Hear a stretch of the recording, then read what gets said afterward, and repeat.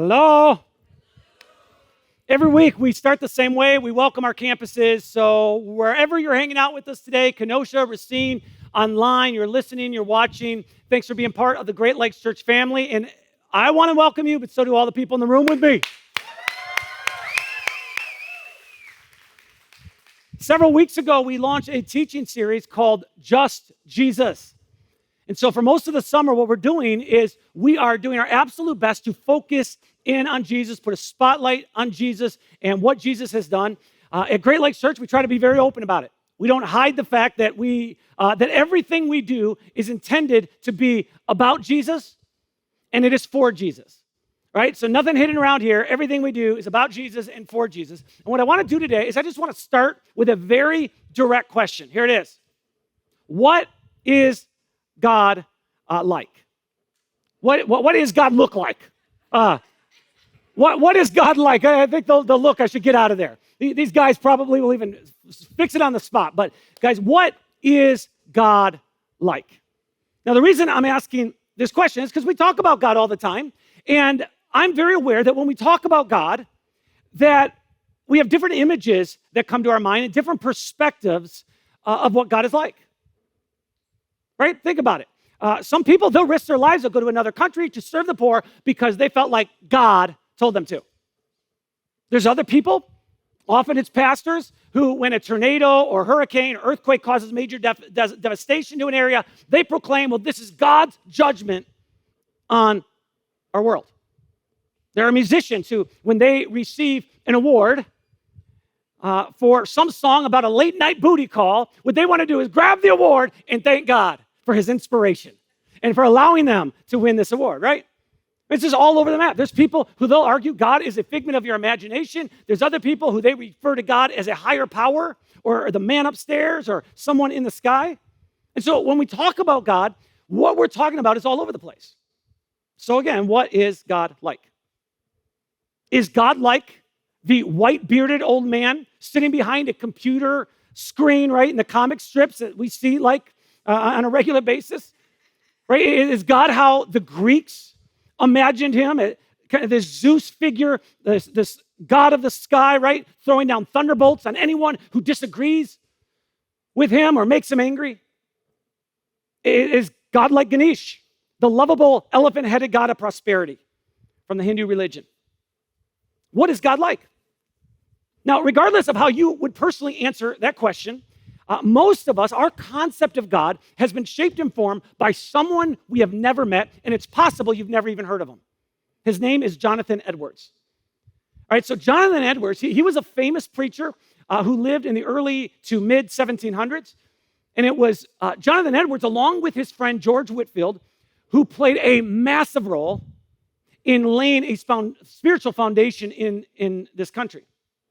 And so what I want to do is give you a quick little history lesson. I won't spend a lot of time on it, but it will help you understand how he's impacted your life. Because in the 1730s and 1740s, what had happened is many of the people living in the 13 English colonies had grown indifferent in their faith. All right, so they kind of just got stagnant in their faith and in kind of their pursuit of God. And so what happened is during that time period, different pastors and different missionaries started traveling from town to town, talking about Jesus and pointing people to Jesus. That's a period in our history that's known as the Great Awakening. And most historians will tell you that the Great Awakening absolutely has a lasting impact, not just on the Christian faith, but on the United States of America. It has had a huge impact in getting into the DNA of our country. But the reason that I bring up Jonathan Edwards' name is his name is pretty much synonymous with the Great Awakening. And it's because during this time period, he gave the most famous sermon in the history of America. It's called Sinners in the Hands of an Angry God. I mean, he gave this message and it just took off. Eventually, it was printed. It's a message about the wrath of God and God's intense anger of both sin and the sinner. His hatred toward evil, his hatred toward wrongdoing, and his hatred towards the people who do those things. Now, if you don't know much about Jonathan Edwards, I just want to be fair here. The guy was absolutely brilliant, okay? Like, he's probably smarter than, 7 or 8, maybe 10 of us combined. The dude was off the charts brilliant. When he spoke, he typically was just very quiet, very composed. He wasn't loud. He didn't have a bunch of hand gestures like I do when I speak, right? He typically just relied on logic and imagery to communicate. And to be fair, most of his sermons, most of his messages were about the love of God. But this message, sinners in the hands of an angry God, is what he's most known for. And his desire, his hope in giving the message was that those individuals who had grown complacent and indifferent in their faith, right? They had, we could say, fallen asleep spiritually, that they would wake up, that they would come alive. And so he reminded them of the terrible fate that awaited them if they failed to confess their sins and to seek God's mercy. And it worked. Right? His sermon was like pouring fuel on the fires, the spiritual fires that were already happening in America. And of course they worked, right? It's like telling your kid, hey, if you do not eat your vegetables, you're not going to summer camp. Right? They're going to do it, and they're going to do it just because. So people are surrendering to Jesus because they're afraid. And while he was speaking, this isn't going to shock you, because of the content of his message, there are people who audibly would start crying and wailing, and people would start shrieking and gasping. They were just terrified. All types of emotions. Many of them started shaking. Sometimes Jonathan Edwards would literally stop his message and go down and pray with someone because they were so overcome with emotion. And the sermon was a relentless, horrifying description of what happens to the person who does not open their heart to God. And so what I want to do is just read a little bit of that message to you. Now, it's not going to have the same impact on us for lots of different reasons. One of the reasons is it's challenging to understand because it's Old English, right? And so unless you're a relative of Shakespeare, that's going to kind of be a little bit more challenging. But here's what Jonathan Edwards says about those who haven't surrendered their lives to God. He says, the God that holds you over the pit of hell, much as one holds a spider or some loathsome insect over the fire, abhors you and is dreadfully provoked. His wrath towards you burns like fire. He looks upon you as worthy of nothing else but to be cast into the fire. You are 10,000 times as abominable in his eyes as the most hateful, venomous serpent is in ours. Whoa, right? I mean, that's intense. So imagine, I got my friend Shaggy here. Imagine if this was you, and I'm God. I like that image, right? And I'm holding you over the fire. And at any moment, if you tick me off, if you do what you shouldn't do, if you don't do what you should do, boom, I'm going to drop you into the torturous fire. That's what Jonathan Edwards is saying in his message. And he goes on. If you're not encouraged already, let me read. He says, it would be dreadful to suffer this fierceness and wrath of Almighty God one moment, but you must suffer it for all eternity. There will be no end to this exquisite, horrible misery. You will absolutely despair of ever having any deliverance, any end, any mitigation, any rest at all. You will know certainly that you must wear out long ages, millions and millions of ages, in wrestling and conflicting with his almighty, merciless vengeance. Have a blessed day. Now again, if you've never heard of Jonathan Edwards, I'm telling you, his sermon, and actually multiple sermons, but primarily this one, has influenced you. It's just simply part of the DNA in America. And thankfully, he concluded his message on a more hopeful note and talked about Jesus. And so what you have is kind of this good, this good cop, bad cop type of thing, right? You've got this angry, merciless, vindictive God who's out to get you, but thankfully, Jesus comes along and saves you from God's wrath. Now again, that is an effective approach for convincing people to open their hearts and surrender their lives to Jesus. If I told you, if you do not do this, you are going to suffer, you are going to be tortured, well, come on, you're going to surrender your life. But the question I'm going to ask very candidly is that an accurate picture of God? Is God angry, violent, cruel, and heartless?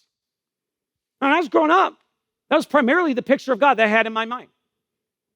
I don't blame anybody, right? It's a combination of all sorts of things. Assumptions I had, things I was taught, things I was heard. The way people kind of talked about God being afraid, like if I screw up, what's going to happen to me? All types of things. There's just lots of fear and anxiety about disappointing God. And then to add to the complexity, I grew up at a time period where there was this weird Christian subculture happening where Christians were very much known for what they were against and all the things that we knew we weren't supposed to do. And so just one little example of it is there was a guy by the name of Jack Thomas Chick. All right, Jack Thomas Chick. This guy was a cartoonist. And what he did is he liked to portray things through comics. And so what he did is he created all types of small pamphlets called tracts to convince people that they need Jesus. All right? They were called J.T. Chick tracts. Now, it is not an exaggeration to say hundreds of millions of these were handed out. And all of them followed a similar plot line, right? They all talked about the things you were not supposed to do. And it was always a bad habit, right? Smoke, drink, look at porn, listen to Miley Cyrus, right? All of those type of things. Because if you did, just know, eventually you will find yourself standing before God, who in these tracts were depicted as a remorseless, faceless, white giant. And there's no doubt you would be sent to hell. Okay, so all kinds of tracts that got handed out in this time period with all sorts of different messages. But the question it forces us to ask is, what is God like? What is God like? And historically, most religions have tried to answer this by creating different pictures of God and talking very candidly about God. But if you've ever studied or are familiar with ancient Judaism, that didn't happen in ancient Judaism. Historically, Jews have never been allowed to carve an image of God into stone or to cast it into metal, because the idea is if you were to do that, you are instantly, you can't even avoid it. You're saying something about God that is inevitably untrue. Now, it's actually a really good rule. It's a good law. It was part of the many, many Jewish laws. Actually, one of the top 10 commandments. But it's a great commandment because there is no way that any of us could ever, as hard as we try, as much as we want to, there's just no way that any of us could ever have an adequate understanding or picture of who God is until God chose to reveal himself to us. And God gave us an image of himself in Jesus. God chose to become a human being in order for us to understand who he is and what he's like. He chose to enter into the limitations of a human body. He chose to enter into this world at a very specific time and place in history. And I could point you to all types of different writings and verses in which people allude to this and talk about this and say it very candidly. The Apostle Paul, just one example, in a letter he writes in the first century, he says it candidly. He says Christ, so Jesus, right, is the visible image of the invisible God. When we look at Jesus, we have a very true, very accurate representation of what God's like. And so as we read about Jesus healing the sick and forgiving the sinner and welcoming the outcast and restoring the fallen, what Jesus is doing is revealing what God is like. And when we look at the disposition, when we look at the attitude and the character of Jesus towards people, it's always the same. It's love and grace and mercy and compassion. Now, there is a small exception, right? When Jesus interacted with self-righteous people who thought that they were better than everyone else, in those cases, Jesus could be quite harsh. But other than those rare exceptions, Jesus was universally merciful and loving towards people. And so if the mystery of what God's like is kind of this 1,000-piece jigsaw puzzle, the picture on the cover of the box is going to be Jesus. God is like Jesus. Every time we look at what Jesus does or we pay attention to what Jesus says, what happens is we gain a greater understanding of who God is and what God is like. And so what we're going to do with the rest of the time that we have today is we're going to look at a story Jesus told that helps us understand God. And the story is a parable, which means it's a made-up story, but it illustrates something that's true. Now, the setup for the story, very simple. Jesus finds himself surrounded by two different groups of people. Right? The first group of people are people who feel very alienated from God because of their behavior. Right? They feel like, based on what we do and how we live, there's no way God would ever approve of us. The second group of people, they're known all around the community for being morally good, morally upright people. They're very ethical. They felt like God already approves of us because of how good we are. And as Jesus is looking at these two very different groups of people, he decides to tell a story that helps them understand what God is like. Here's how the story starts. Jesus told them this story. A man had 2 sons. The younger son told his father, I want my share of your estate now before you die. So his father agreed to divide his wealth between his sons. All right? It's a crazy story. And in the first century, regardless of where you were at in your spiritual journey and your faith and your beliefs about God, this is kind of one of those stories that is kind of jarring because it's a story of complete disrespect. Right? It's a story of a kid just out of high school looking at his dad saying, hey, I'm sure you're a good guy, but I'm pretty much done with you. I'm done with this family. I'm done with the rules. I want to do whatever I want to do, and I want to do it right now. I want to be independent. And so I want you to look at your will, Dad, and I want you to give me half of it. I want you to give me my part. And his dad looks at his kid, who's like never shown an ounce of responsibility, and he says, okay, if that's what you want. I'm not going to argue with you. Here's what we read. A few days later, this younger son packed all his belongings and moved to a distant land, and there he wasted all his money in wild living. All right, so here's this kid wanting an independent life. He doesn't want to follow anybody's rules. He wants to rebel. And in his mind, it is a brilliant plan. Right, he's got these ideas of what it's going to be. And quite honestly, it starts out pretty good. Right, things are going well for him. He's having a lot of fun. He's spending all his free time playing Grand Theft Auto. He's riding his BMX bike all around town, gets a part-time job at a fireworks stand. I mean, this dude is moving forward. He's shacking up with his girlfriend, creating lots of exciting memories, making lots of new friends. And then he blows through it all. They don't have any money left. And what happens is he discovers that his runaway plan isn't working anymore. And he hasn't created a worst-case scenario plan. He hasn't thought through the question, what happens if this plan I've come up with doesn't work out? And so he's at this low point in his life, and we read that he finds a job working on a farm feeding pigs. And he hates it. He's like, this isn't how I want to spend my life. Now, of course, most of us will never, ever, ever be able to relate to feeding pigs. What we can relate to is coming to a point in our life where we are sick of feeding whatever it is that we're feeding. Our ego, our pride, our lust, our anger, our bitterness, our jealousy, greed. Right? We can all relate to coming to a point where we're like, dude, I'm just sick of this. I'm sick of feeding this. All of us can relate to being a runaway. Because at some point in our life, we ran. We ran from God. We ran from our parents. We ran from responsibility. We ran from doing things that we knew we should do. We just ran.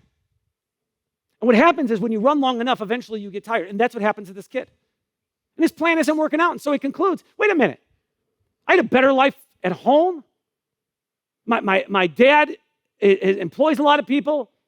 There's servants who work for him. Like, it's a better life back home, and that's where I'm going. And so he says to himself, as he's thinking through this, he says, I will go home to my father and say, Father, I have sinned against both heaven and you, and I am no longer worthy of being called your son. Please take me on as a hired servant. All right, so don't miss this.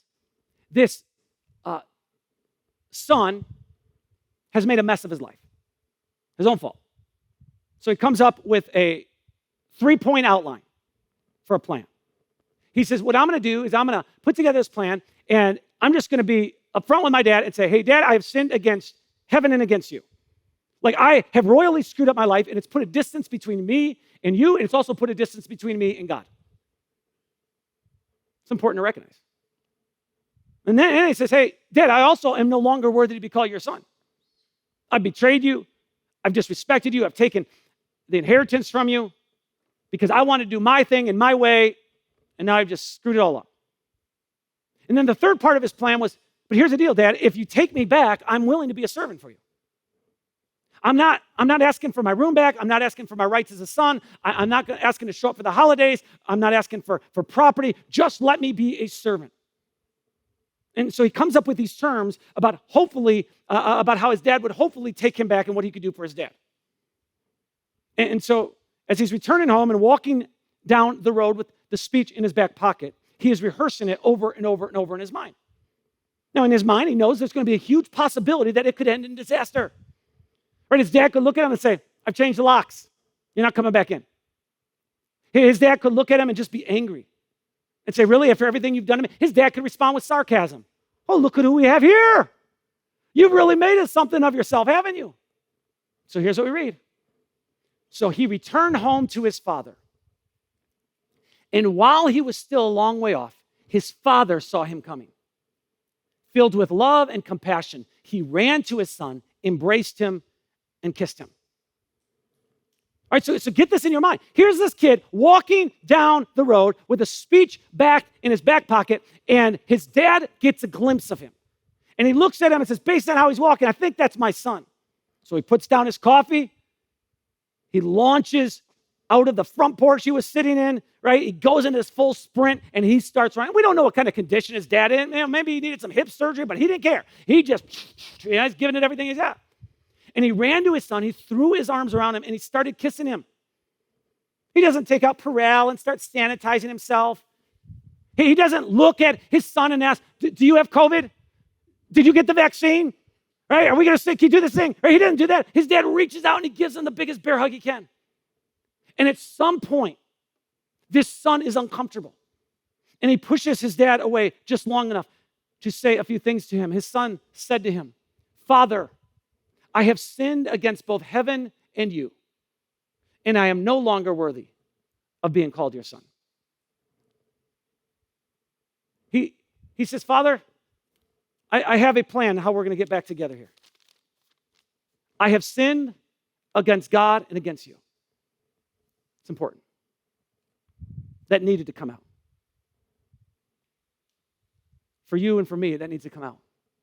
At some point, God, I realize I have lived my own life. I have done my own thing. I've known internally the things I shouldn't do, and I do them anyways. I know the things I should do, and I stay away from them. I've sinned against God and against you.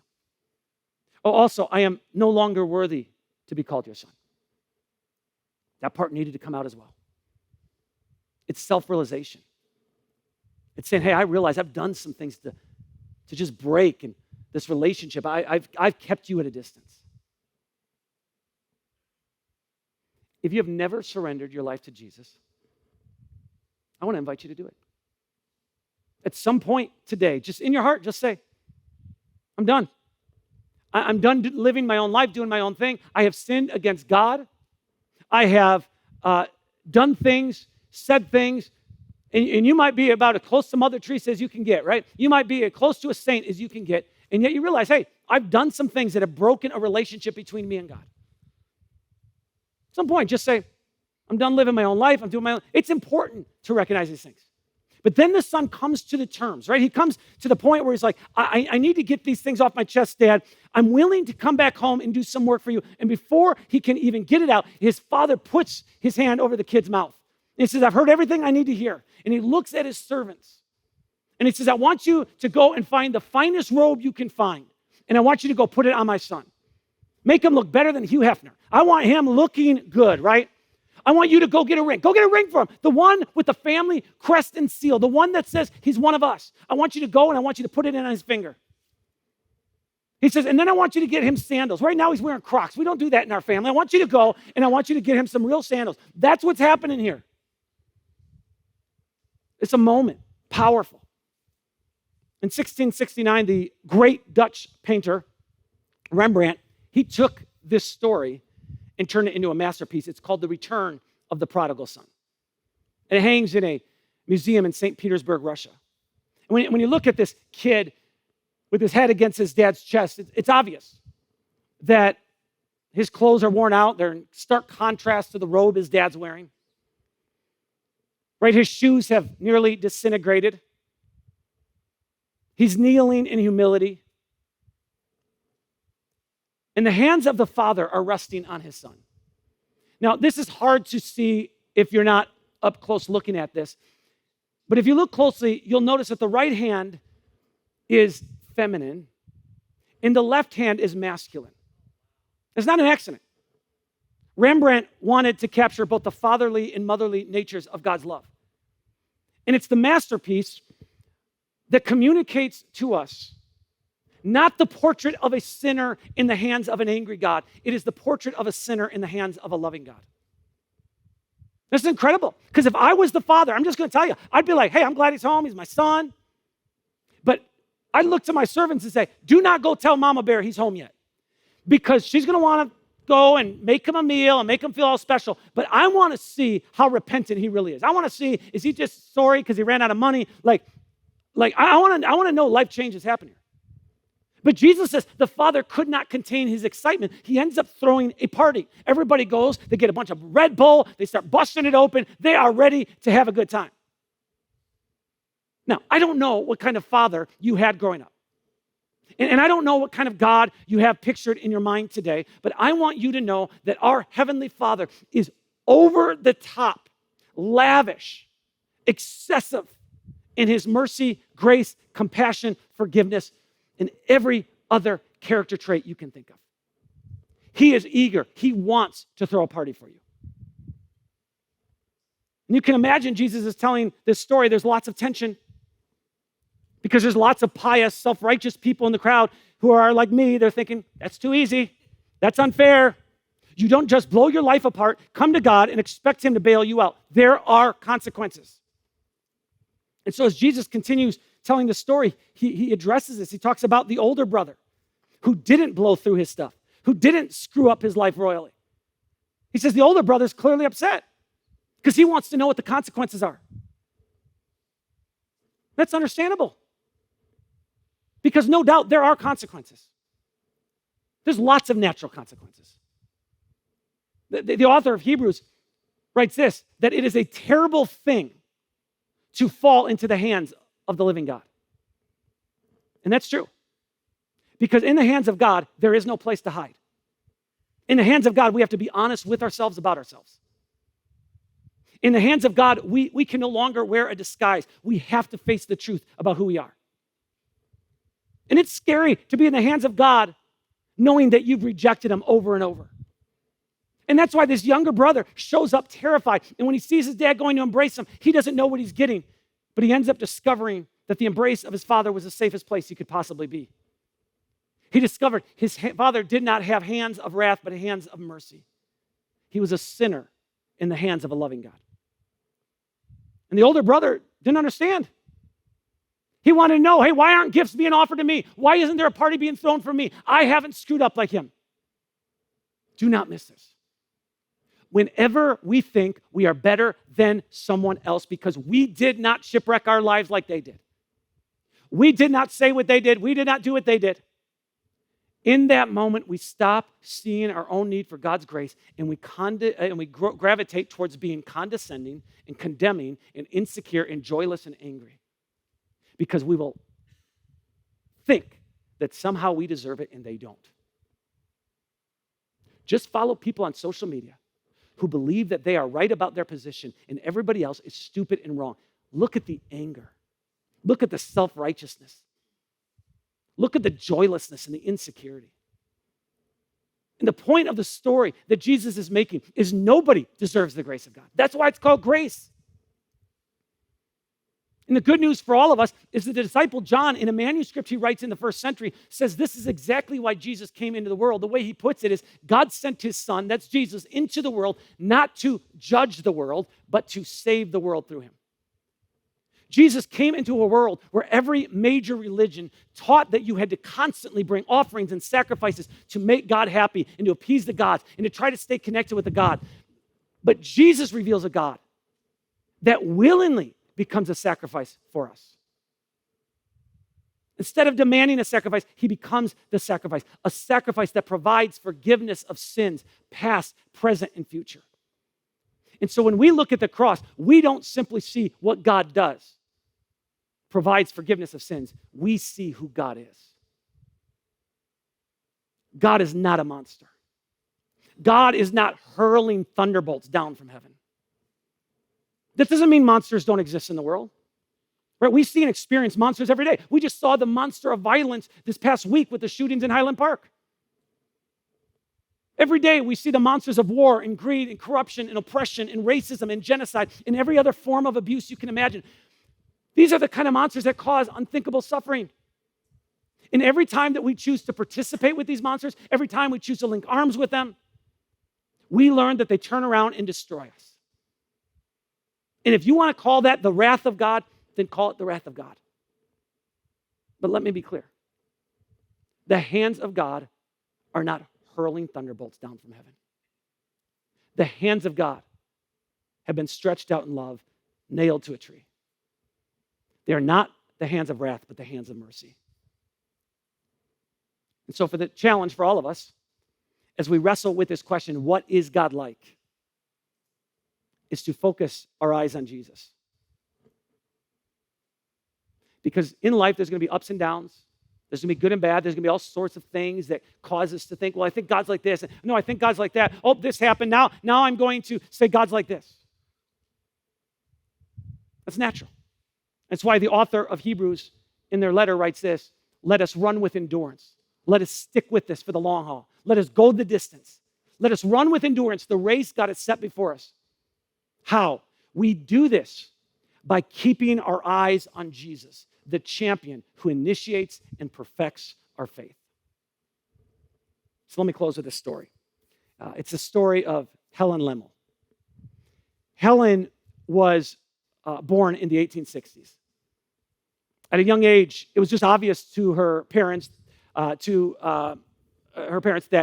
she was very gifted musically. She could sing, she could write songs, and so all through her young growing up years, her young adult years, 20s and her 30s, she's singing, and she's doing it professionally.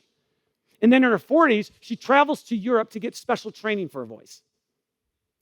She wants to continue to improve. While she's in Europe, she meets a wealthy guy there, and she ends up marrying him. Well, it wasn't long after that where things started to fall apart in Helen's life. She started to go through some health issues. In fact, she was diagnosed. They said eventually, there was something with her eyesight. Eventually, you're going to go blind. She didn't know if that was going to be in a decade or a couple decades, but knew eventually she was going to go blind. Her husband ends up leaving her. There's some reports of the story that say it was because she was going blind. We don't know that for sure, but on top of that, when he left her and abandoned her, she was financially destitute. All right, so things really, really going south in her life. And she was a Jesus follower. And a little while after this stuff started happening, at that time now, she's in her 50s, someone hands her a pamphlet. And it's a pamphlet about the importance of staying focused on Jesus in the difficulties and challenges of life. And as she read the pamphlet, there were certain words that got into her mind. She just kept ruminating over them. And she eventually said, I'm going to write a song about this. And she does. Ironically, she wrote it exactly 100 years ago. She wrote it in 1922. And it's a song that became a very famous hymn. It's been sung in churches for the last 100 years. And she starts by talking about the difficulties and challenges of life, but then she keeps coming back to the chorus. And the words of the chorus are this: turn your eyes upon Jesus. Look full in his wonderful face, and the things of earth will grow strangely dim in the light of his glory and grace. So let me just ask you, has your view of God evolved into a picture of a God who's angry and mad and filled with vengeance? Are you maybe at a point where you're deconstructing your faith because of things you've seen or things you've heard? I get it. I get it. But turn your eyes upon Jesus. Are you at a point right now where you've been looking at the faces of the difficulties and challenges and ongoing stresses in your life, and it is overwhelming you? I get it. I have those stresses too. Turn your eyes upon Jesus. Look full in his wonderful face. There's lots of faces you can look at. Have you found yourself getting sucked into the polarization and anger and hatred that we see evidenced in all types of this culture? Turn your eyes upon Jesus. Look full in his wonderful face. And just know, as you do that, the things of this earth, all the things that get us so worked up, all the things that seem to polarize and divide us, they will grow strangely dim. Have you found yourself becoming indifferent to God, maybe running from God? Turn your eyes upon Jesus. Look full in his wonderful face, and the things of earth will grow strangely dim in the light of his glory and his grace. That's my hope for you. Let's pray. Our Heavenly Father, I pray that in the midst of the difficulties and challenges and complexities of life, in the midst of the confusion about who you are and what you're like, in the midst of all of our emotions that seem to go all over the place and the ups and downs and this journey of life that we're on, I pray, help us to learn how to continually turn our eyes upon you. And as we do that, I pray that we will find the strength that we need and the mercy that we need and the love that we need. In Jesus' name, amen.